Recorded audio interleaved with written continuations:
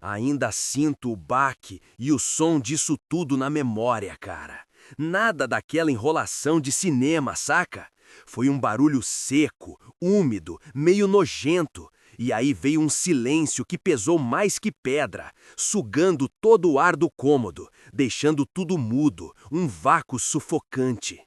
Bruno foi o primeiro a tombar de joelhos, com aquele olhar de sempre me fuzilando, sabe? Aquele que me julgava por tudo e por nada, uma sentença silenciosa. Mas, pela primeira vez, vi uma faísca diferente nos olhos dele. Puro espanto, uma incredulidade gelada. Como se, depois de tudo que ele me fez passar, nunca tivesse passado pela cabeça dele que eu ia ter a manha de fazer isso. A faca na minha mão suava e pingava um vermelho escuro no chão liso. Cada gota parecia um tic-tac para a contagem final do tempo que se esvaía. 1, 2... E o corpo dele foi cedendo, desmoronando devagar. Meu próprio irmão, o desgraçado que me atormentou por anos, a mesma carne e sangue que corre na minha veia.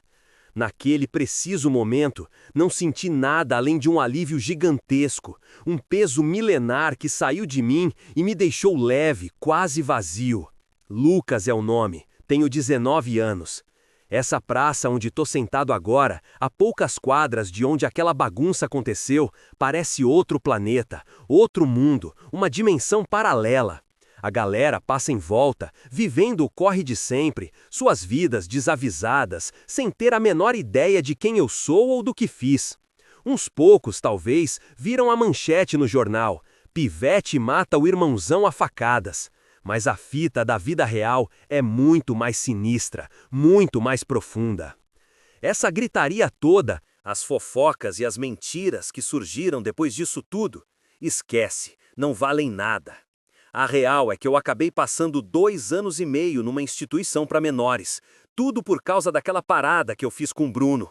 Julgaram que eu causei a morte dele de propósito, mas que tinha umas circunstâncias que deixavam a barra mais leve, atenuantes que pintavam um cenário cinzento.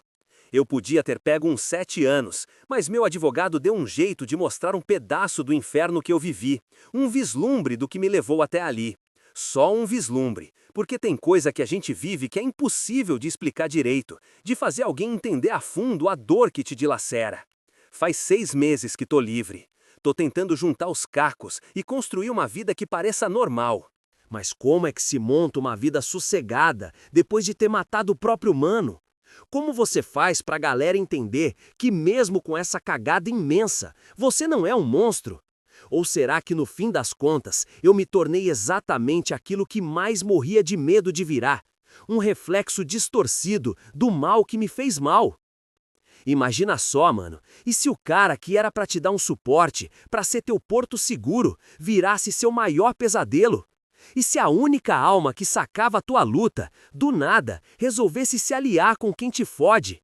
Cheguei pra jogar real agora, sem querer dar desculpinha, mas pra ver se alguém entende como um moleque qualquer, na boa, pode cair num buraco sem fundo, sem ter mais pra onde correr. A galera mete o louco e te aponta o dedo na hora que escuta certas coisas, tipo desviado ou marginal, tá ligado? Mas te peço um favorzão. Ouve meu relato inteiro antes de sentar o veredito sobre quem eu sou de verdade. Não tenho a menor moral pra me gabar das paradas que eu fiz, mas também não dá pra dizer que me arrependo de tudo, saca? A parada é muito mais complexa que isso, meu chapa. A vida de verdade é um rolê bem confuso, cheia de tons que ninguém quer ver. E a galera só quer saber de separar o joio do trigo, o certo do errado, sem se ligar nas nuances, nas feridas que nos moldam. Se tu tá realmente parando pra escutar o que eu tô falando, me dá uma força aqui e faz um favor. É o mínimo que peço depois de anos me sentindo invisível, onde cada sinal de que alguém tá prestando atenção de verdade pesa pra caramba. E olha, o que eu vou te largar agora, pode crer que vai mexer com a sua cabeça de um jeito que você nem imagina. Tem umas paradas na minha família que ninguém manja, uns podres que nem foram pro lance do julgamento, saca? Essa é a história de como meu pai Osvaldo botou tudo a perder aqui em casa, de como meu próprio irmão Bruno virou meu arqui-inimigo e de como eu me vi com a faca na mão naquela noite de outubro há 3 anos. A gente dava um ar de família sossegada para quem via de fora. Morava numa quebrada de boa, casa legal, carro na garagem e churrasco rolando todo domingo, como manda o figurino. Meu coroa, Osvaldo, trampava como gerente numa loja de construção. Já minha mãe, Isabela, era professora de crianças pequenas, daquelas que todo mundo curte demais. Bruno, meu irmão, levava 4 anos de vantagem. Éramos a dupla de irmãos Almeida, conhecidos como os garotos de boa da Rua das Acácias. Mas essa pose de respeitabilidade desmoronava no exato momento em que a porta de casa batia e se fechava, revelando o abismo que nos consumia. Meu pai, ele era do tipo explosivo, mas na frente da galera ele segurava a onda. Espera seu pai chegar. Essa fala me arrepiava dos pés à cabeça desde quando eu era um pivete de 5 anos, um presságio de terror. A parada não era só ele me botar pra correr ou me dar bronca direto, saca? O mais sinistro era nunca saber a hora que ele ia pifar, que ele ia surtar. A gente vivia sem ter ideia do que ia fazer ele soltar os cachorros. A gente vivia sempre no fio da navalha, tenso pra caramba. Sem ter noção do que ia ser a próxima coisa que ia fazer ele explodir e nos arrastar pro inferno particular dele. Mas ó, tive umas lembranças da hora também. Tipo as idas pra pescar lá no rio, as peladas improvisadas na rua que a gente ficava até escurecer, e o sorvete esperto que a gente comprava na venda pra refrescar a alma no sol quente. Meu irmão Bruno era meu parça, meu escudo, o cara que eu sabia que estava comigo nas piores. Como ele era mais velho, era ele que me passava a visão, as manhas de como desviar das enrascadas com o nosso velho. Ele sempre mandava real. Mano, se o coroa tá com a garrafa na mão, nem inventa de falar. Assim que o bicho pegar e ele começar a gritar com a dona da casa, vaza, se esconde em outro lugar, sei lá. Se ele te olhar e perguntar alguma coisa, só manda um sim rápido e pica a mula, sem dar mole. A parada começou a degringolar de vez quando eu tinha uns 8 anos e Bruno uns 12. Nosso pai, Osvaldo, deu uma zica no trampo, ficou um tempão desempregado, sem um tostão no bolso. Aí a grana ficou curta de verdade. A garrafa virou a melhor amiga dele todo dia. E aquele temperamento explosivo dele virou um bicho solto, perigoso demais, que ninguém mais controlava. A primeira vez que ele pegou pesado com Bruno, tipo pra valer na mão, não foi um empurrãozinho de leve ou um puxão de orelha. Foi uma surra que deixou marca, com um cinto de couro. Tudo porque Bruno, num vacilo, derrubou um copo de refrigerante no tapete novo que ele tinha comprado faz pouquíssimo tempo. Lembro demais de me enfiar no meu quarto, colocando as mãos nos ouvidos para abafar os gritos dilacerantes do meu irmão pedindo clemência e a minha mãe Isabela suplicando para o meu pai Osvaldo largar a mão dele. A verdade é que nem quero pensar no que ele fazia com meu irmão nas madrugadas, quando o álcool tomava conta, só os dois trancados, o horror velado nas sombras. Depois daquele dia, foi como se uma comporta tivesse cedido. Meu pai Osvaldo achou em Bruno o alvo perfeito para descarregar toda a sua revolta e frustração. Era como se toda a raiva, todo o desgosto que ele sentia da vida pudesse ser despejado em cima dele, uma vasilha de ódio sem fundo. Bruno era um moleque alto pra caramba pra idade dele e respondia na lata quando não devia, o que parecia alimentar ainda mais a fúria do velho. Comigo, o tratamento era mais ameno. Não que eu ficasse 100% ileso, mas as palmadas eram menos frequentes, pegavam mais leve. Na época, eu não entendia essa diferença. Hoje eu vejo que era porque eu me parecia mais com a minha mãe Isabela, mais retraído, menos confrontador à autoridade dele. Uma sombra que passava despercebida. Minha mãe Isabela chegou a tentar dar um jeito no começo. Chamou a polícia umas 2 vezes, mas meu pai Osvaldo era tipo o coronel do bairro, conhecia todo mundo, os caras da lei. Não rolou nada além de uns puxões de orelha e avisos vazios.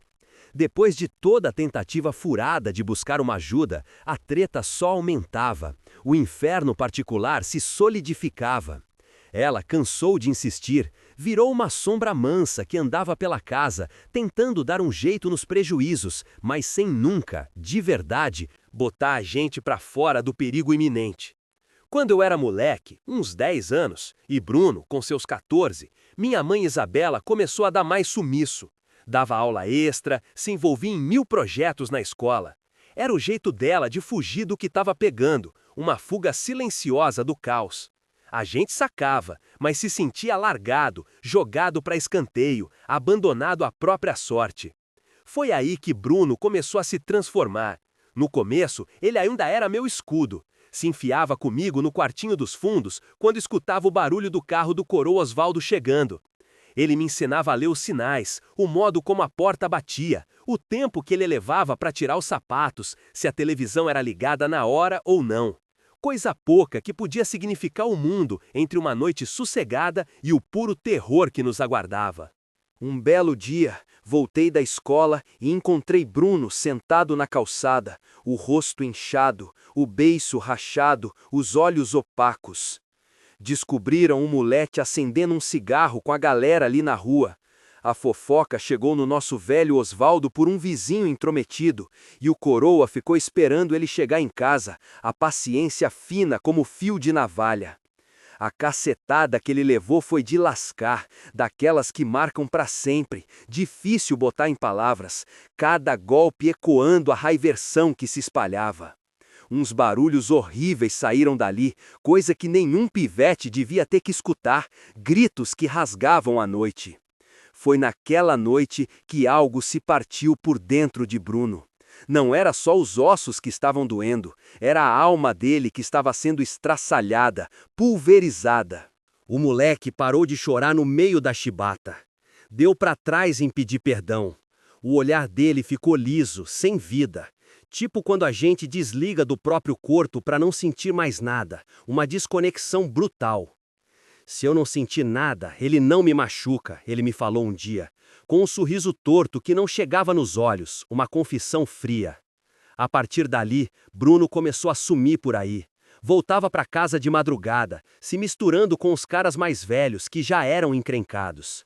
Me parece que era o jeito dele de tentar pegar as rédeas de novo, de sentir que ainda mandava alguma coisa na própria vida, um controle ilusório.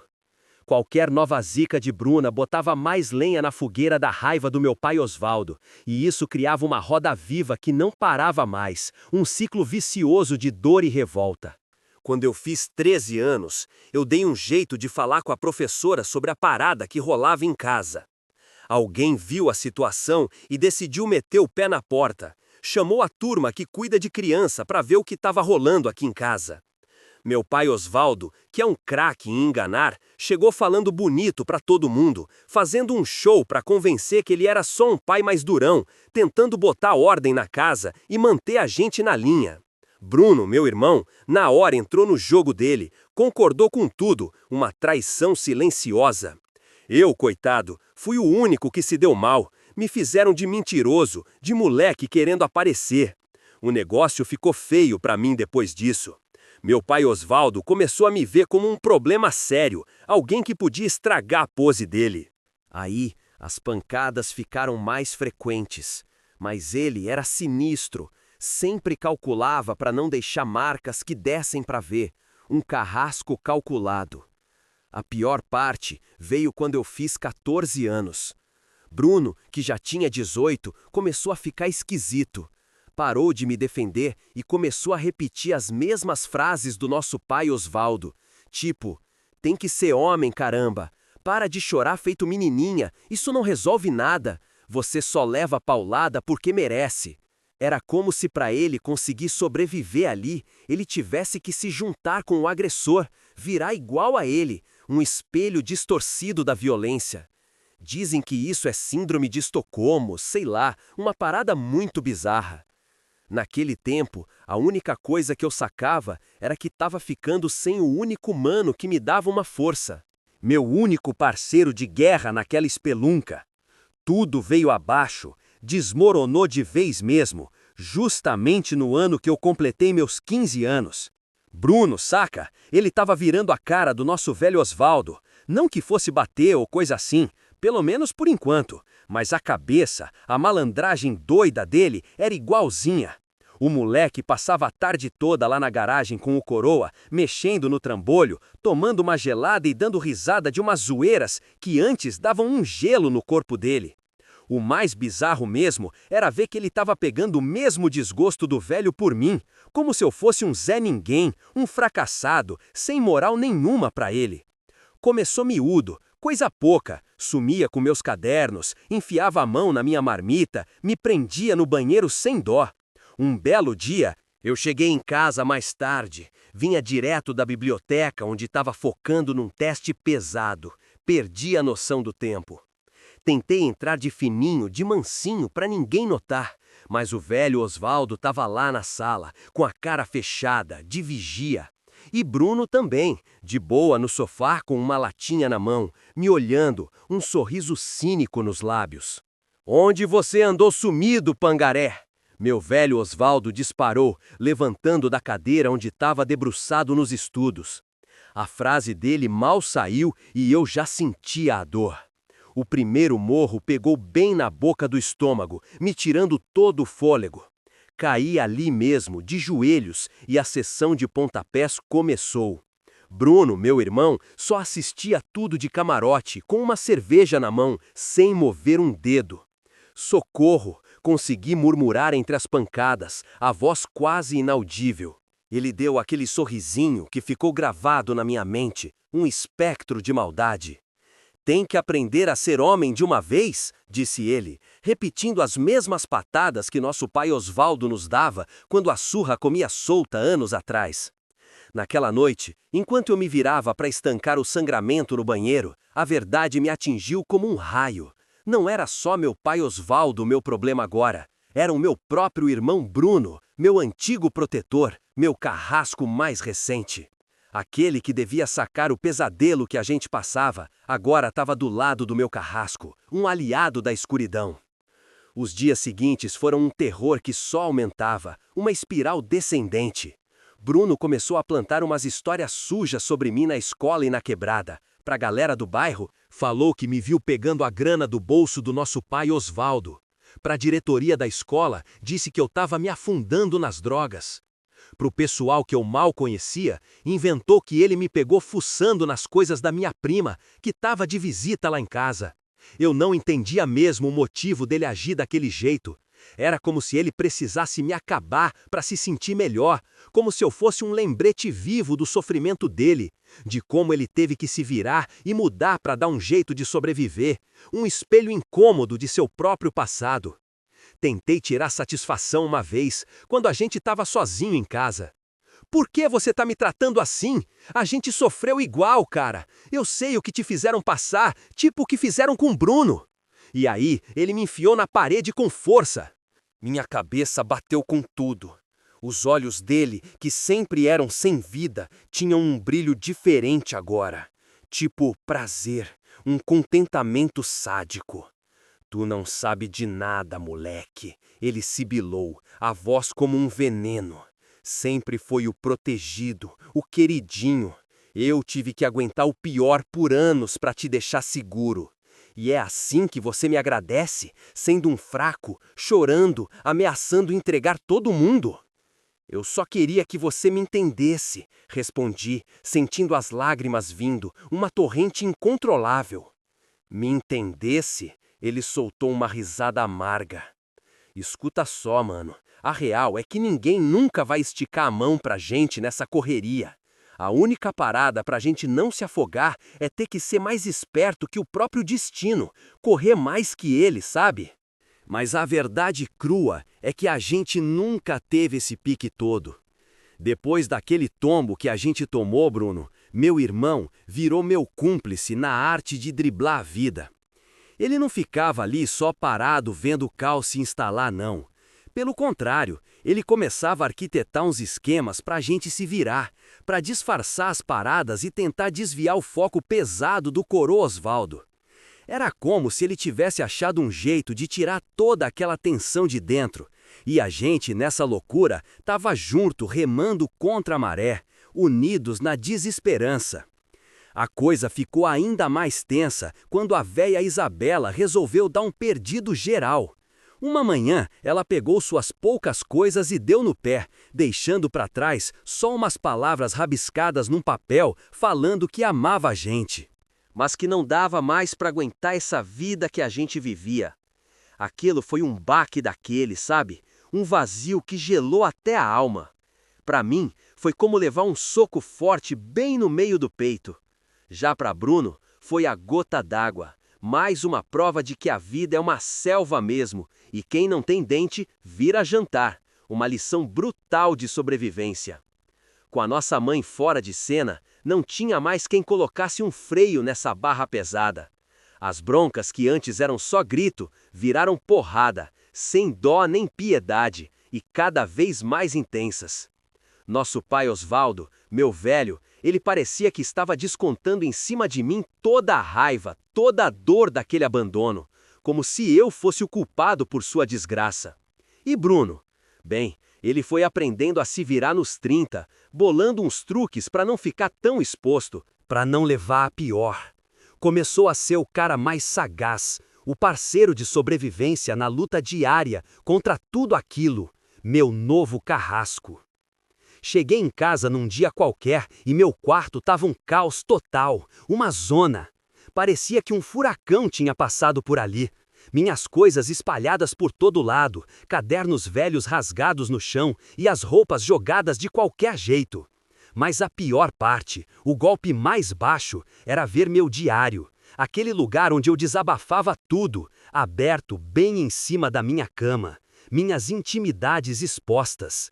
E Bruno, meu irmão, estava ali, sentado do lado, folheando minhas páginas mais íntimas, com um sorriso escancarado no rosto, uma satisfação perversa. Que leitura bacana você tá arrumando, hein, mãe? Ele zombou, balançando o diário como se fosse um troféu. Minha vulnerabilidade em suas mãos. Duvido que o chefão lá de casa ia curtir ler como você fala dele. Monstro, vagabundo, coisa ruim. Palavras bem pesadas que saíram da sua boca, né? Eu pedi de volta, com a voz tremendo de uma mistura de raiva e pavor, uma impotência revoltante. Me devolve isso agora! Ele soltou uma risada debochada, seca e cortante. Ah, é? E o que você vai fazer? Vai correr para quem? A mãe nem tá mais por perto. E quem se importa com as suas lamentações? Fui para cima para arrancar o diário dele, mas ele era bem maior e mais forte. Com uma facilidade absurda, ele me empurrou para longe e guardou meu livro de segredos no bolso. Isso aqui agora vale ouro, é meu seguro. Ele avisou, com aquele olhar maldoso que prometia tormento. Se você tentar alguma contra mim, ou contra o nosso pai Osvaldo, todo mundo vai ficar sabendo exatamente o que você pensa de verdade, e pior, o que você está planejando fazer. Naquele momento, eu não entendi direito o que ele queria dizer com o que você está planejando fazer. Mas a sensação de que algo muito pior estava para acontecer não me deixou mais. Uma sombra gelada se estendia sobre mim. Bruno sacou umas folhas novas e enfiou no meu diário, tudo rabiscado com uma letra que parecia muito a minha. Nessas folhas, ele escrevia umas paradas sinistras, tipo como eu estava planejando dar um fim no meu velho Osvaldo enquanto ele dormia, como eu ficava rondando as gatinhas da escola e como eu saía pegando umas coisas sem pagar nas lojas. Ele inventou uma versão minha toda estragada e doente na cabeça dele, uma versão que não era eu de verdade, e agora usava isso para me chantagear, para me acorrentar à sua vontade. Ele dizia que ia jogar essa sujeira toda na roda se eu não fizesse tudo o que ele mandava, sem questionar, como um fantoche. Os meses que se seguiram viraram meu próprio inferno pessoal, um pesadelo que só eu vivia. Bruno me botava para fazer o serviço dele, me humilhava de tudo quanto é jeito e, de vez em quando, espalhava essas páginas falsas em lugares-chave para dar a entender que tinha caído ali sem querer, mas na verdade era para ferrar comigo de vez. Com o tempo passando, fui me afastando de toda a galera que ainda me dava moral. Perdi até os poucos amigos que sobraram, afundado na solidão. Os professores da escola começaram a me olhar torto, com aquele ar de quem já sabe de tudo e não gosta do que vê. A vizinhança dava um jeito de mudar de calçada quando me via, como se eu fosse um bicho perigoso, um monstro a ser evitado. Bruno conseguiu me isolar de vez, me jogar no canto mais escuro e me moldou no monstro que ele próprio tinha virado por dentro. O ápice do desespero veio quando, por um vacilo dele, uma dessas folhas falsas escapou e caiu bem perto do meu pai Osvaldo. Tinha lá anotado o meu plano para ferrar meu pai Osvaldo de um jeito que ele não sacasse de primeira. A ideia era fazer ele adoecer devagarinho, com umas misturas que eu ia botar na comida dele sem ele perceber. Meu pai Osvaldo, que já era naturalmente pirado e desconfiado de tudo, acreditou logo de cara. O corretivo que eu levei naquela noite foi sem precedentes, diferente de qualquer outra vez, brutal e desumano. Não era só para me dar uma lição, era uma tentativa séria de me apagar do mapa, de me eliminar de vez. Tenho certeza que meu pai Osvaldo queria me matar de verdade. Só parou porque Bruno apareceu e deu um jeito, mas não para me salvar, e sim para prolongar minha agonia e garantir que a punição fosse mais duradoura. "Qual é, pai? Não vale a pena ir para a cadeia por causa desse cara", ele falou, enquanto segurava o braço do meu coroa, que ainda segurava um pedaço de madeira lascada, o que restou do cabo de uma vassoura. "Ele não merece isso", completou, com um cinismo arrepiante. "Vamos só dar um jeito de garantir que nunca mais passe pela cabeça dele fazer uma coisa dessas de novo." A solução que eles bolaram foi me jogar trancado no porão escuro por 3 longos dias, sem nenhum pão para matar a fome, só com água o suficiente para eu não morrer desidratado e virar peça de museu ali no escuro, apodrecendo no esquecimento.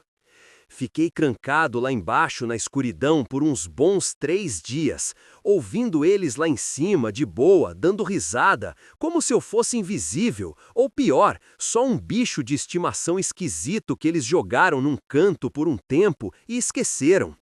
Quando finalmente abriram a porta e me deixaram sair pro mundo de novo, mano, algo lá dentro deu um clique forte.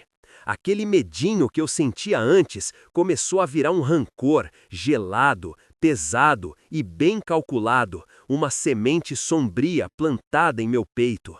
Não era aquela raiva que explode fácil e faz barulho do meu pai Osvaldo. Era algo mais por baixo da pele, bem quieto e sombrio, um veneno lento. Me caiu a ficha na hora que não ia ter para onde correr ou escapar enquanto eu continuasse aceitando tudo calado, sendo o alvo fácil e a vítima perfeita deles. A partir daí, comecei a sumir de casa sempre que podia, virando praticamente um fantasma. Acordava antes de todo mundo e ia para a rua dar um rolê. Só voltava quando tinha certeza que eles estavam bem capotados no sono.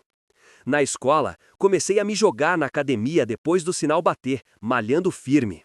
Não era para ficar bombado que nem Bruno, que só quer mostrar para geral o quanto é forte, mas sim para aprender a aguentar as pancadas sem cair tão rápido, para aguentar o tranco por mais tempo.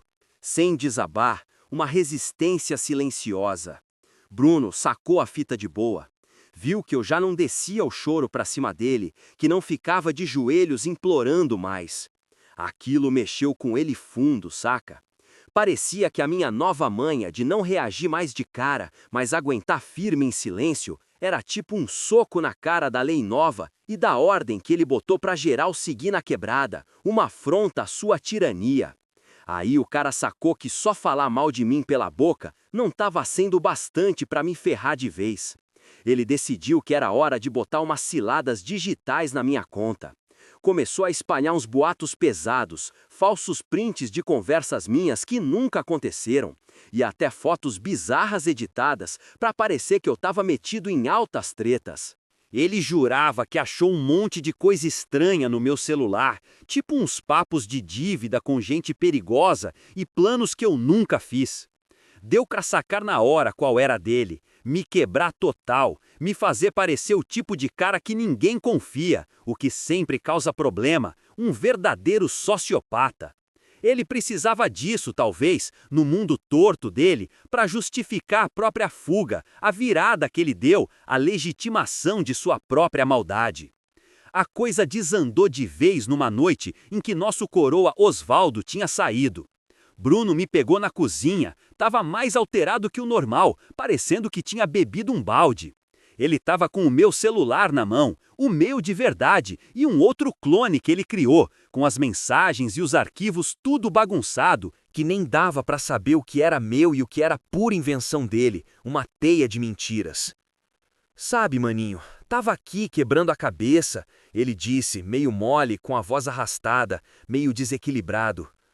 Cara, essa fita aqui é séria demais pra ficar só entre a gente. A gente devia botar isso na mão da polícia, ir pra delegacia, sei lá. O que tu acha que rola? Mano, tem uns bagulhos aqui que são pesados pra caramba. Tipo, sem chance. Isso aí é caso de cadeia na hora. Essa parada toda aí foi tu que escreveu?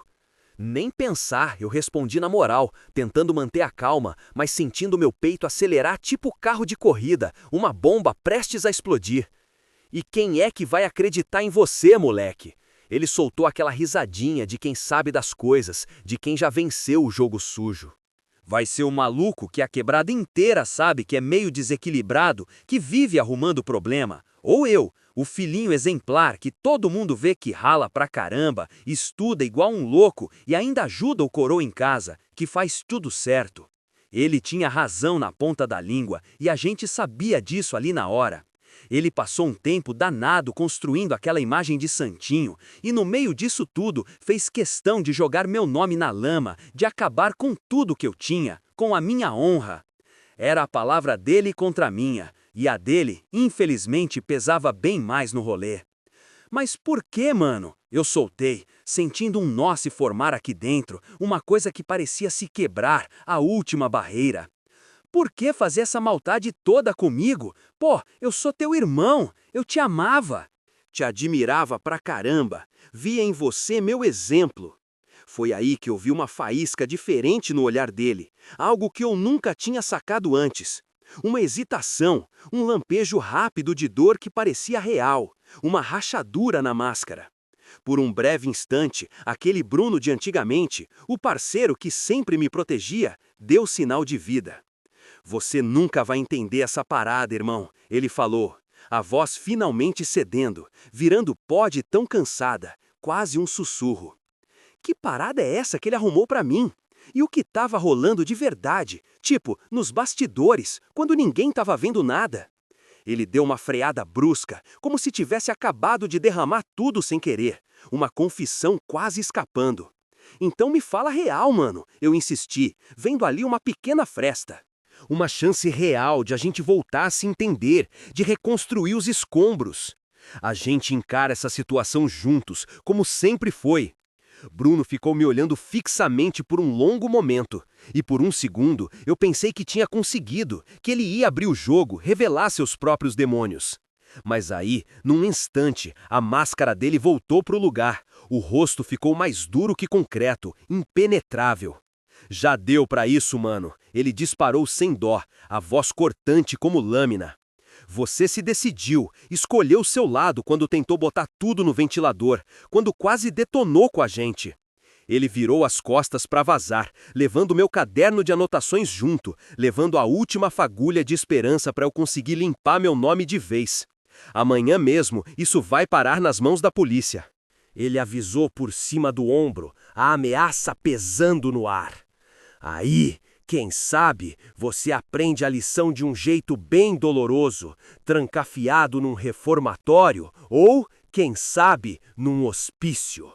Foi quando uma coisa aqui dentro simplesmente não aguentou mais. Explodiu, uma barragem que se rompeu. Tudo aconteceu numa correria maluca. Bruno estava de costas para mim, indo de boa em direção à porta da cozinha, e na mão dele, meu celularzão. Aquele treco que podia ser a minha salvação ou a minha ruína total, saca? Num piscar de olhos, eu fiquei ali, duro, sem reação, paralisado pelo peso do momento. Mas um segundo depois, eu já estava agindo, sem nem dar tempo para pensar nas consequências ou no que viria depois. Foi puro instinto, a pura vontade de sobreviver. Tipo um bicho encurralado que não pensa duas vezes antes de pular para cima do caçador. "Ei, Bruno, onde você pensa que vai com isso?" falei, e minha voz saiu mais firme do que eu mesmo esperava, surpreendendo até a mim. Quando ele se virou, os olhos dele arregalaram na hora, não de medo, claro. Bruno não é de demonstrar medo fácil, era mais um espanto puro, como se ele nunca tivesse me visto como alguém capaz de uma reação dessas, de uma quebra de submissão. "O que você pensa que vai fazer, hein?" ele perguntou, soltando um sorrisinho debochado no canto da boca, ainda confiante em seu domínio. "Acha que vai me deter? Você não tem moral para isso, não." Dei um passo para frente, diminuindo a distância entre a gente, cada centímetro uma quebra de seu espaço. Ele nem se mexeu. Esse era Bruno. Sempre na pose, sempre se achando o dono da razão e do controle de tudo. "Me passa esse caderno de anotações de volta", eu falei com a voz trêmula, pela última vez, a súplica final. Ele soltou aquele riso escroto que já tinha virado a trilha sonora dos meus piores pesadelos, um som que me perfurava a alma. "Ah é? E o que vai ser? Vai me apunhalar, seu próprio irmão? Que cena patética!" Ele zombou, sacudindo o caderno bem na minha cara, minha humilhação exposta. "Isso só vai provar que tudo o que eu disse sobre sua índole suja é verdade." Foi aí que ele cometeu a maior pisada de bola da noite.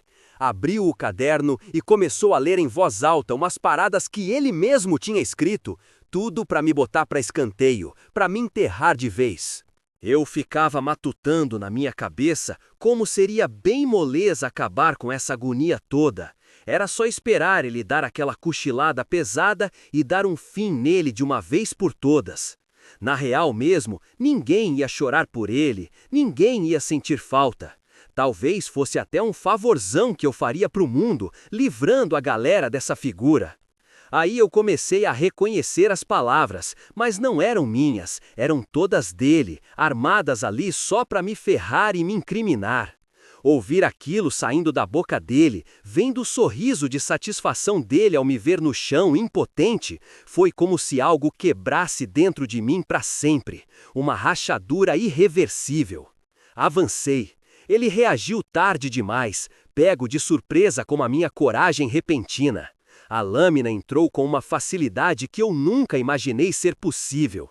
Não foi nada daquele jeito dos filmes, com sangue voando para todo lado. Foi tudo quieto, quase decepcionante, um ato banal de desespero.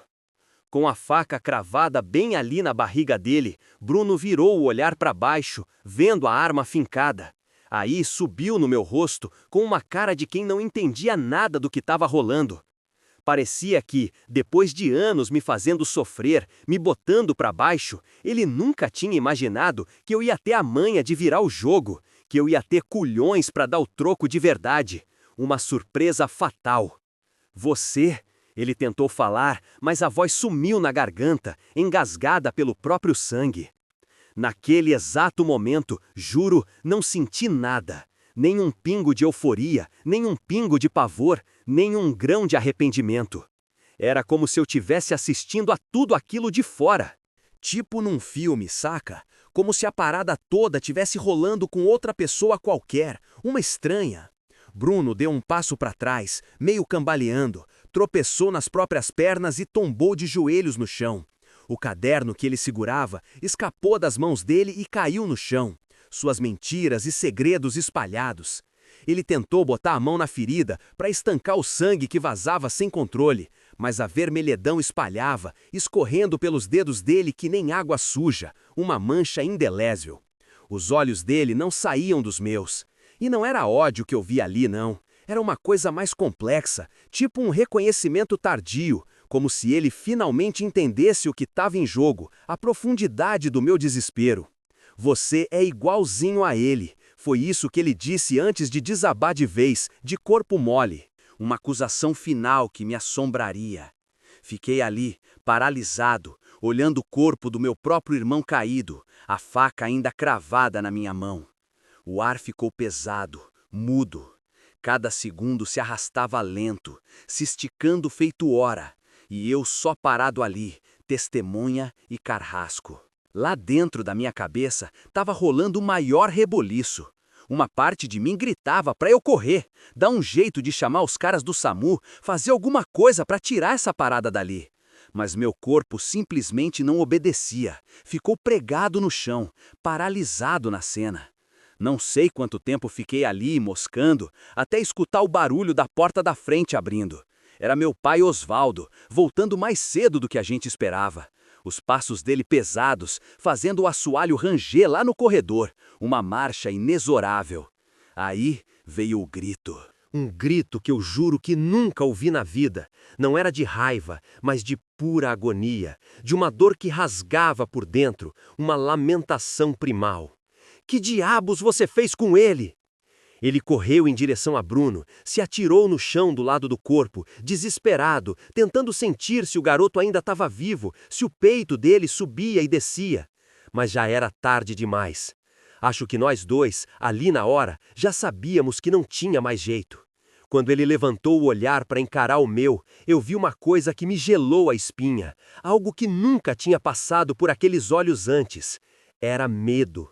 Não de mim especificamente, mas do que tinha acontecido, do estrago que isso ia causar nas nossas vidas, a revelação da tragédia.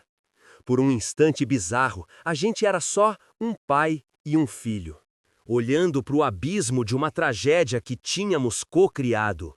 Na hora, ele pegou o celular, a mão tremendo, e ligou para as emergências. A voz dele saía embargada, quase um sussurro, enquanto passava o endereço e tentava explicar o que tinha encontrado ali. Ele não disse nada sobre a faca que eu estava segurando, nem sobre o sangue que espirrou na minha roupa, um silêncio cúmplice. Falei de sopetão que meu mano estava ferrado, que a parada estava feia e ele precisava de uma ajuda urgente, tipo, sem enrolação. Assim que eu desliguei, meu pai Osvaldo virou o olhar todo para mim, a cara fechada, um misto de fúria e cálculo.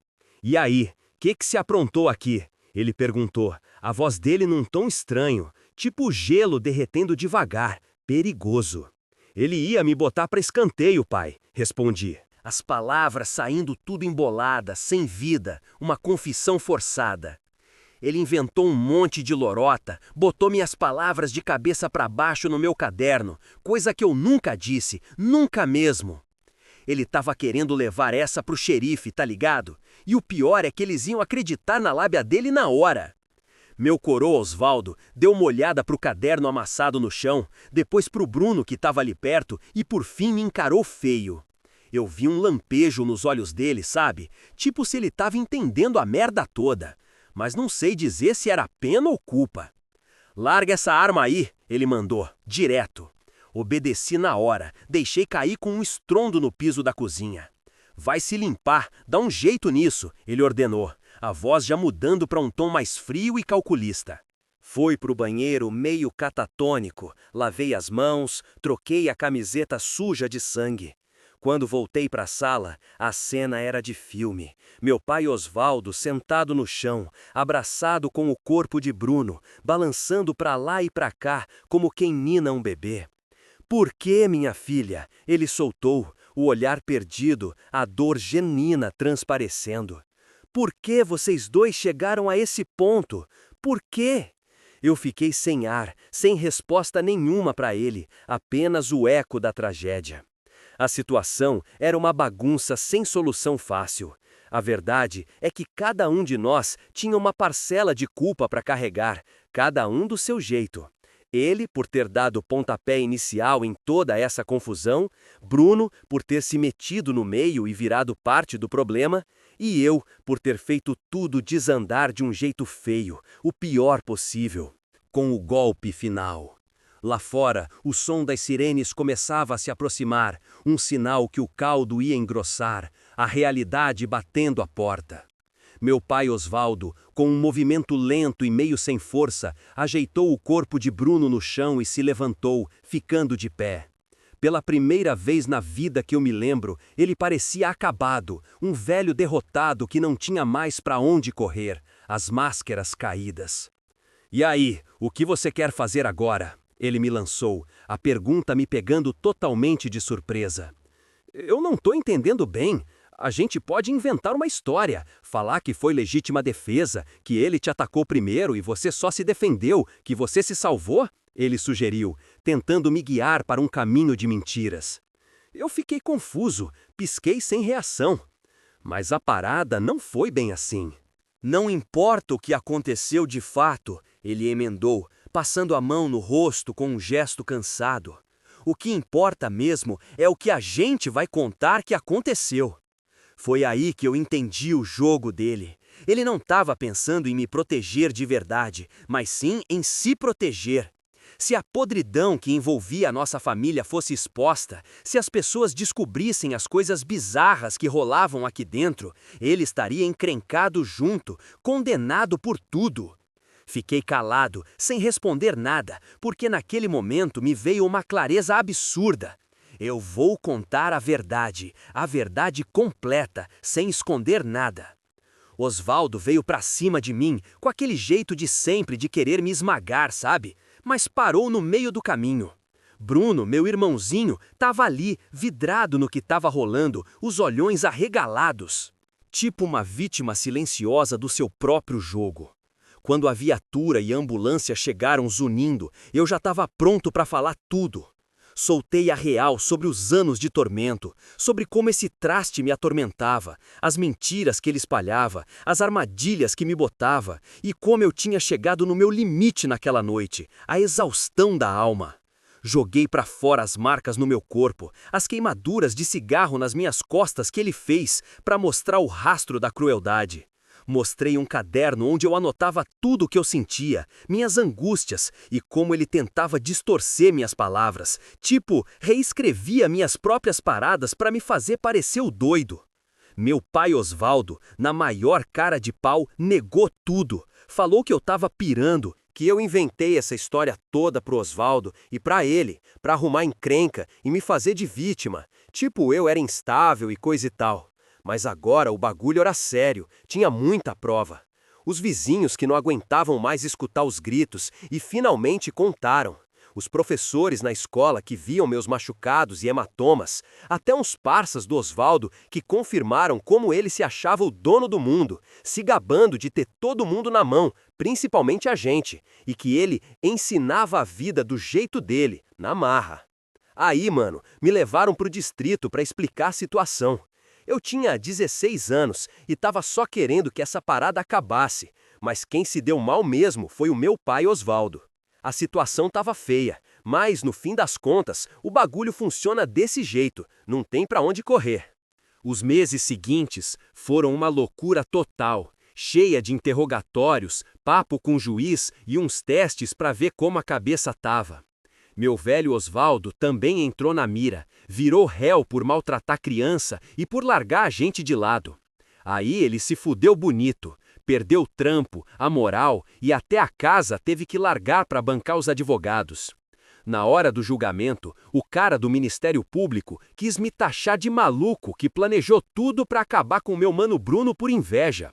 Mas meu advogado, um defensor público que deu a cara a tapa pelo meu caso, botou na mesa todas as provas de espancamento, os relatórios médicos das marcas antigas e o que os vizinhos e professores falavam.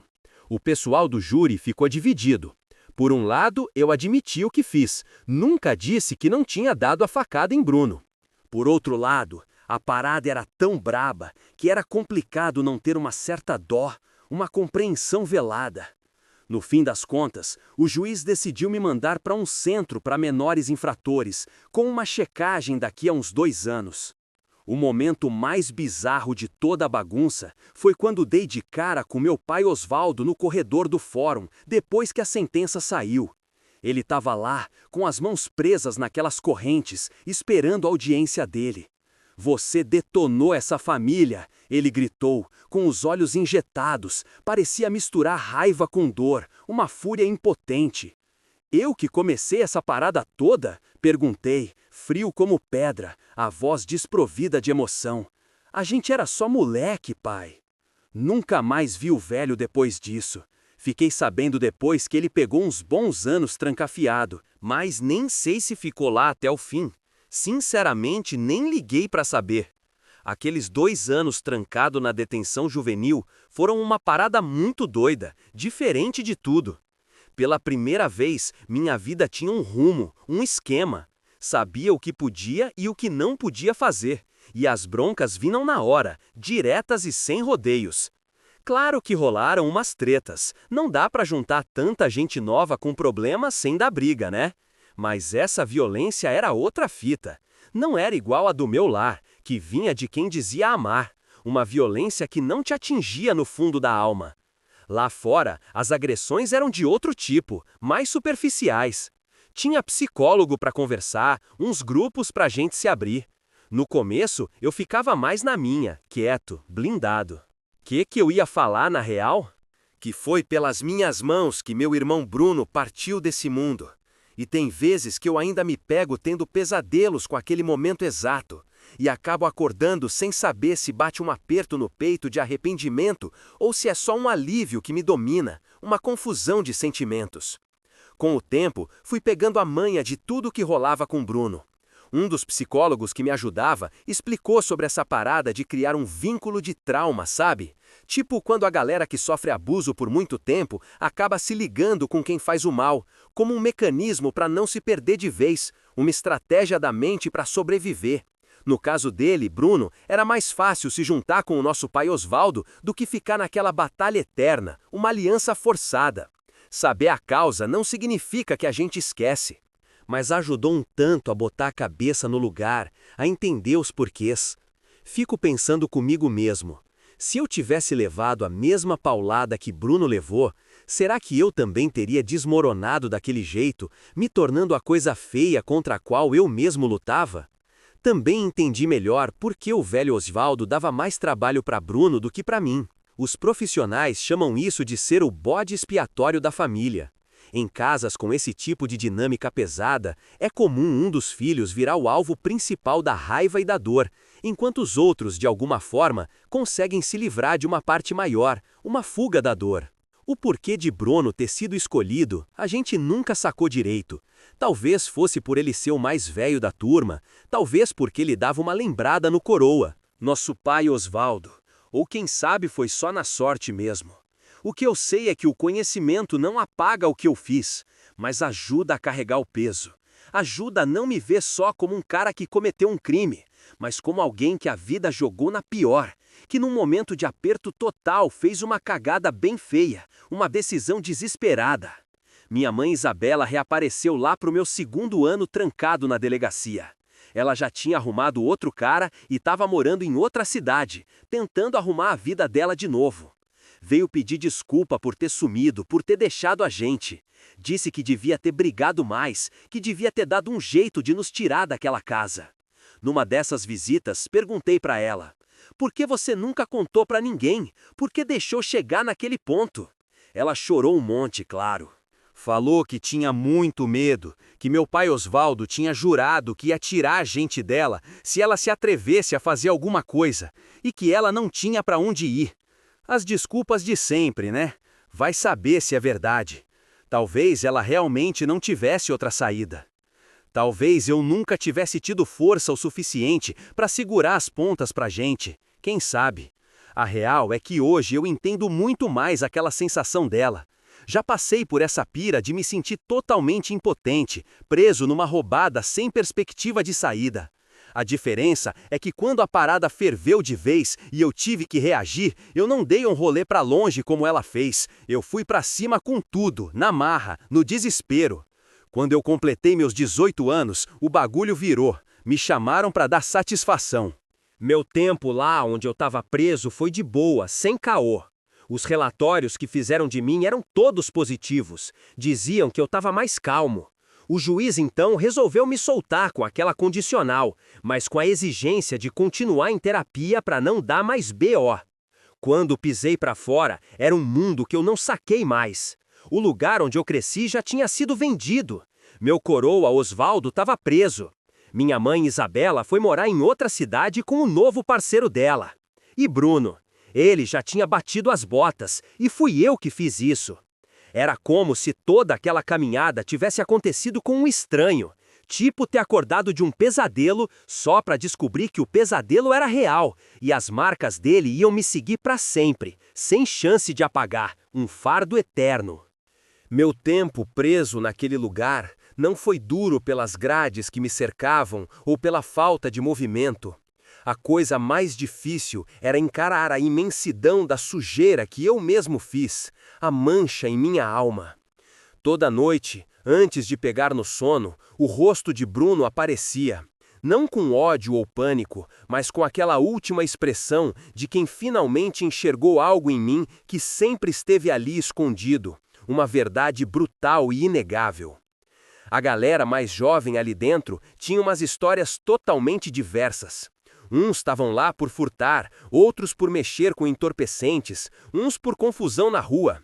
Mas quando descobriam que eu tinha dado um fim no meu próprio irmão, a reação era sempre a mesma.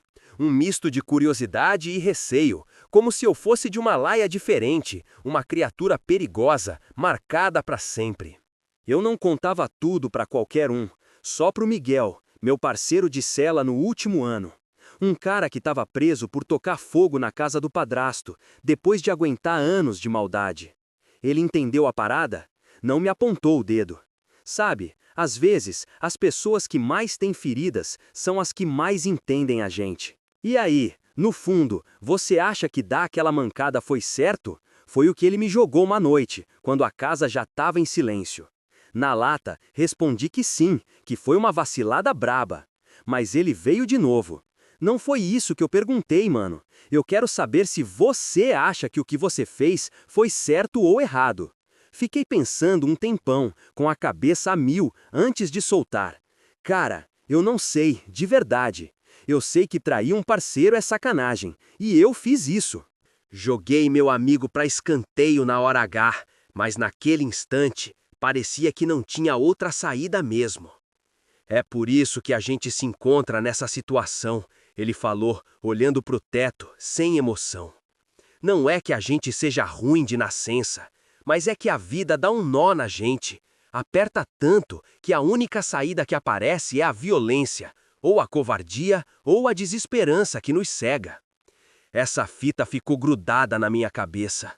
Nas minhas consultas, fiquei tentando achar outros jeitos que eu poderia ter levado a situação. Podia ter sumido do mapa igual minha mãe Isabela fez. Podia ter batido na porta de quem sempre me ajudou. Podia ter aguentado firme até fazer 18 e sair de fininho, tudo dentro da lei. Mas a real é que, quando você vive sob pressão todo dia, sem trégua, o seu mundo fica pequeno. Você não enxerga mais os caminhos, os planos a longo prazo. Só pensa em como sair dali na hora, na sobrevivência imediata. Meu pensamento era pura mira na sobrevivência do dia, da hora, do minuto. E naquele centro eu encontrei um lugar com uma biblioteca que, apesar de modesta, me abriu um mundo. Ali, durante aqueles 2 anos, mergulhei em um monte de livro, desde psicologia e filosofia até história, buscando entender não só o que tinha acontecido comigo, mas qual era o esquema maior por trás dessa parada toda. Como a violência se propaga de pai para filho, como uma sombra que não some. E como é que a galera que foi vítima de coisa pesada acaba se transformando em quem faz o mal? Imagino que meu pai Osvaldo tenha sofrido muito na infância.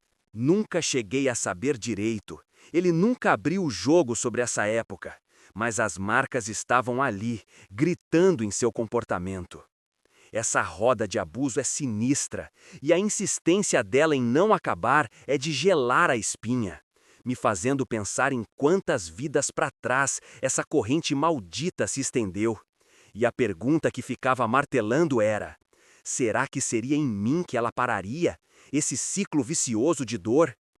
Quando eu botei o pé para fora daquele centro há 6 meses, a maior preocupação que eu tinha não era onde morar ou como arrumar um trampo decente com o meu passado, mas sim o medo de mim mesmo, do que eu carregava aqui dentro e que podia explodir a qualquer momento, o monstro adormecido.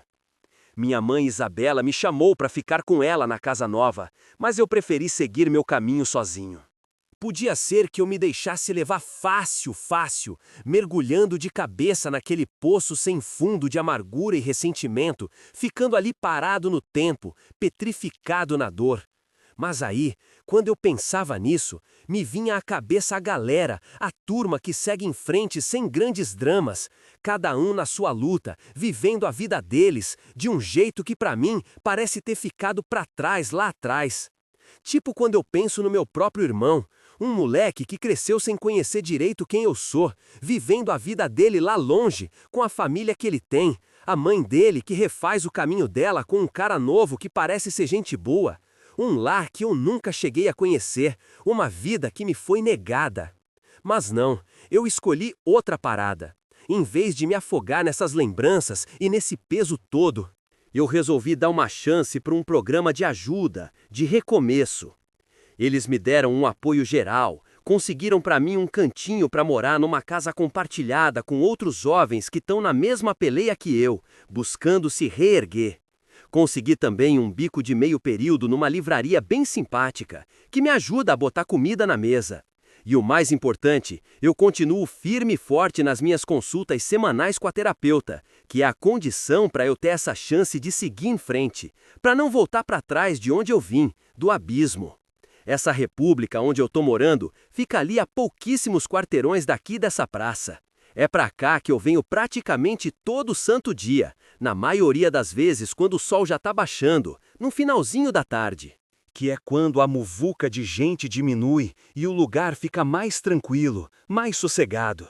Eu sento sempre no mesmo banco velho de madeira que já viu muita gente passar. Fico olhando para as árvores balançando ao vento, para o céu que muda de cor, para os rostos e as idas e vindas das pessoas que passam por aqui. É o meu momento, meu ritual, para tentar me convencer, para me lembrar com força que existe um mundo inteiro, um universo gigantesco, que vai muito além da minha própria história, muito além dessa dor que ainda faz parte de mim, mas que não define tudo, que não é o meu fim. A galera que está me ajudando nesse processo de recuperação, tanto os terapeutas quanto os assistentes sociais que acompanham meu caso, e até mesmo alguns colegas do trabalho que sabem um pouco da minha caminhada, sempre me dão aquela olhada e soltam aquela pergunta clássica: e aí, você se arrepende? Putz, essa é uma pergunta que sempre me pega de jeito, que mexe comigo. É uma parada muito complexa de responder. Me arrependo de ter destruído tudo, de ter jogado fora a chance que eu tinha de ser feliz e ter feito os outros felizes também? Me arrependo de ter falhado tão feio, de ter estragado a vida de quem eu amava? Sim, me arrependo disso mais do que tudo nesse mundo, de verdade. Caramba, me dá um nó na garganta demais lembrar que vi meu mano Bruno se afundar. Aquele parceiro de verdade que sempre me deu a maior força, que me ensinou a desbravar o asfalto de bike sem cair, que batia uma risada das minhas piadas mais sem graça todo santo dia. Mas o que me corrói por dentro, de verdade, é o que eu fiz naquela noite específica, lá naquela cozinha da quebrada, junto com aquele figura, Bruno, que virou tipo uma sombra do mal que meu pai Osvaldo sempre representou para mim. Sei lá, não consigo nem dizer o que me dói mais. Essa confusão me assombra mais que qualquer fantasma. Os terapeutas falam que é normal, que é parte do rolê de aceitação e cura, que dá para condenar o vacilo sem me achar um lixo completo, que uma decisão tomada no pique do desespero não define quem eu sou ou quem eu posso vir a ser um dia. Eu tento acreditar nessa fita, juro. Nos dias em que a maré tá boa, até consigo. Mas nos dias que o mundo desaba, ainda acordo suando frio lembrando daquele momento em que tudo ruiu para ele por minha causa. A carreira dele foi pro beleléu. Ainda vejo a cara dele me olhando, a esperança sumindo. Ainda escuto o que ele me disse naquele adeus que ecoa na minha cabeça. Cê é igualzinho a ele. Será que meu velho Osvaldo estava certo o tempo todo? Será que tem uma parte dele em mim, algo podre, sem conserto, que vai me seguir para sempre, uma herança maldita? Pode ser que aquilo tudo tenha sido só a última cartada dele para me abalar de vez, sabe? Jogar essa dúvida na minha cabeça que ia me corroer por dentro pro resto da vida. A verdade real, eu acho, mora num ponto intermediário entre essas duas visões. Eu não me vejo como um monstro sem coração, mas também não me considero um santo. O que eu sou hoje é o resultado direto das minhas próprias escolhas, sim, mas também sou reflexo das escolhas que outras pessoas fizeram por mim, do ambiente em que fui criado, das pancadas e dos traumas que tive de carregar nas costas por tanto tempo. Tô me esforçando para construir de volta algo que se pareça com uma vida normal e digna. Trabalho todo dia, estudo para tirar meu diploma de uma vez por todas. Mantenho o papo com a galera que mora aqui comigo na República e às vezes até saio para dar uma arejada, sabe? São uns avanços bem pequenos, uns passinhos de bebê para voltar a ser um ser humano completo. Não faço ideia do que o futuro me reserva, nem se um dia eu vou conseguir me perdoar de verdade por tudo que aconteceu. Não sei se eu mereço qualquer tipo de perdão. Mas o que eu sei com certeza é que, mesmo passando por tudo isso, eu ainda tô aqui. Tô vivo, tô respirando, tô na luta, tô tentando me reerguer. E o que me move agora não é mais a vingança ou o ódio que antes me consumiam, mas sim a remota possibilidade de que, quem sabe um dia, eu possa encontrar um propósito na vida que seja maior que essa dor gigantesca que me trouxe até aqui. Um novo rumo, uma nova chance. E aí, se você chegou até o fim dessa fita e sacou a minha luta, eu preciso te pedir uma força. Saca só, que essa vivência, por mais foda que tenha sido, possa ser que ajude alguém a não passar pela mesma situação, a não cair no mesmo buraco. Não tô pedindo pra ninguém me dar moral ou me crucificar, saca? Só tô botando pra fora a minha real, o jeito que eu vivi as coisas. O que você faz com essa minha verdade? Sei lá, isso aí já é contigo. Lembro de um bagulho que li num tempo que tava ferrado, num lugar foda, de um mano chamado Viktor Frankl. Ele falava que entre o que te acontece e a forma que você reage, tem um espacinho. É nesse espacinho que mora a nossa força de escolher como responder. E é nessa escolha que a gente se desenvolve e se liberta de verdade. Naquela noite tensa na cozinha, esse espacinho era quase nada, um nada mesmo. Mas hoje, meu parceiro, ele vai crescendo um pouquinho todo dia, ganhando mais espaço, abrindo-se para a possibilidade de um futuro diferente. Cara, bem nesse momento aqui da minha vida, eu tô sentindo que tenho uma chance forte de dar a volta por cima e ser uma pessoa totalmente diferente do que o destino parecia ter escrito para mim lá atrás. Essa caminhada que eu tô trilhando é uma história cheia de rasteira, de traição pesada e de muito sufoco. Mas mesmo assim, eu guardo uma pontinha de esperança de que vou conseguir sair dessa situação. E quem sabe um dia achar o meu lugar e ter um recomeço de verdade.